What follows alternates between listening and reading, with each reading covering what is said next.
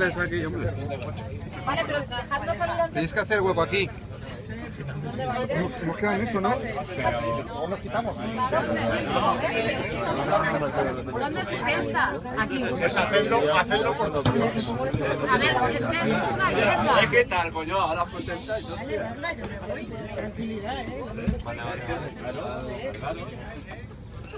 Un segundo.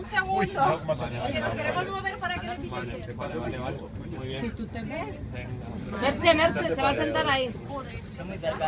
Que lo digo porque igual ni tan mal. Ahí.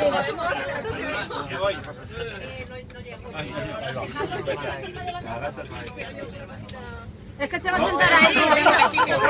Vete objetivo, ¿no? Tú querías grabar. Vale, ya me siento, ¿vale?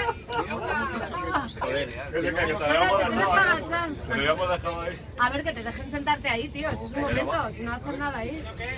Venga, que pase, que desfile. Que desfile. Perdona, ¿eh? Es más, se te ve. Lo que no sé si no hay que hacer la zancadilla. Ahí está.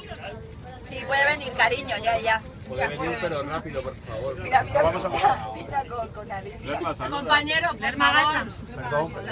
Saluda, Lerma. Ay, Lerma, que me estrujas. No me he sentado. Joder, te has hecho fuerte ahí, ¿eh?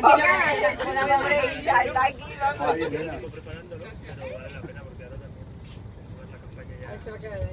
Bueno, pues muy bien, ¿no?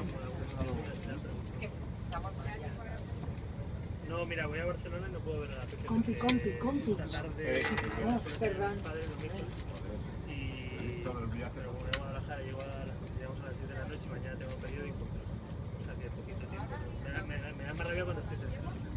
Porque como estás lento, pero lo tengo que subir, pero bueno. Voy a intentar ver si el fin de semana puedo escapar.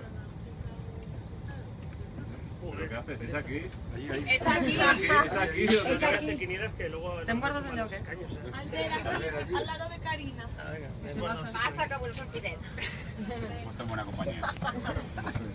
Cuando alarguemos, cámaras fuera, ¿eh? No, ahora nos vamos para allá todos. Venga, sí, vamos a pasar para Ahora que lo allá. de Cogotto. Ahora,